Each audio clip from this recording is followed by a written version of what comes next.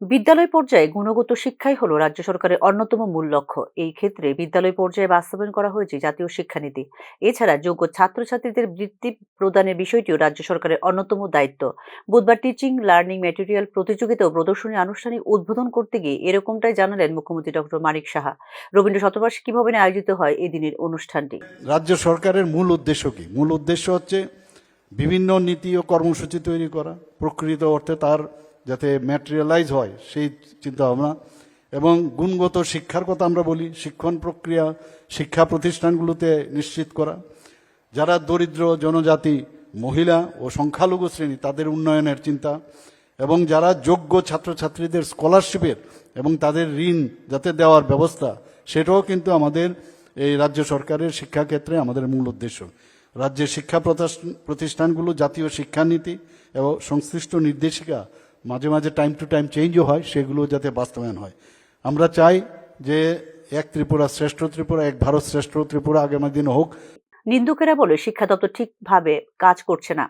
এটা বহুদিনের সমস্যা। শুধু হাতে গোনা কয়েকটি বিদ্যালয় নয়, সব স্কুল যাতে সমানভাবে পারফরমেন্স করতে পারে সেই লক্ষ্য নিয়ে কাজ করছে রাজ্য সরকার বলেও জানিয়েছেন মুখ্যমন্ত্রী ডক্টর মানিক সাহা। আমরা পাবো অনেক সময় নিন্দুকেরা বলে যে ত্রিপুরার স্টুডেন্টরা ভালো রেজাল্ট করছে না, এবং শিক্ষকদের প্রতি তারা সবসময় বলে পড়াশোনা ঠিকভাবে করাচ্ছে না, বা এডুকেশন ডিপার্টমেন্ট ঠিকভাবে চালাতে পারছে না। এইসব নিয়ে অনেক কথা বলছে। এটা একদিনের বিষয় না, বহুদিন ধরে চলে আসছে এই ধরনের সমস্যা।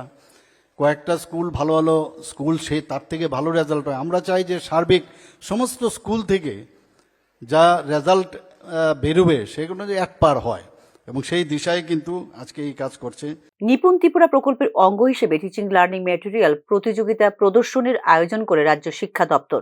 মৌলিক সাক্ষরতা এবং সংখ্যা গুণার দক্ষতা গ্রেড 2 পর্যায়ের সমস্ত শিক্ষার্থীদের মধ্যে করে তোলার চেষ্টা করা হচ্ছে নিপুণ ত্রিপুরা প্রকল্পের মধ্য দিয়ে। বর্তমানে নতুন ত্রিপুরার অধীনে রয়েছে 1.5 লক্ষ শিক্ষার্থী এবং 12,000 শিক্ষক, যেখানে এই প্রকল্পের অধীনে রয়েছে রাজ্যের 4,227টি স্কুল। 3 থেকে 7 বছর বয়সী শিক্ষার্থীদের মধ্যে জাতীয় শিক্ষানীতির অঙ্গ হিসেবে নিপুণ ত্রিপুরা প্রকল্প বাস্তবায়নের উদ্দেশ্যে 200 ব্লক ও রিসোর্স পার্সনকে প্রশিক্ষণ দেওয়া হয়েছে, যারা প্রশিক্ষিত করেছেন প্রায় 10,000 বিদ্যালয়ের শিক্ষককে।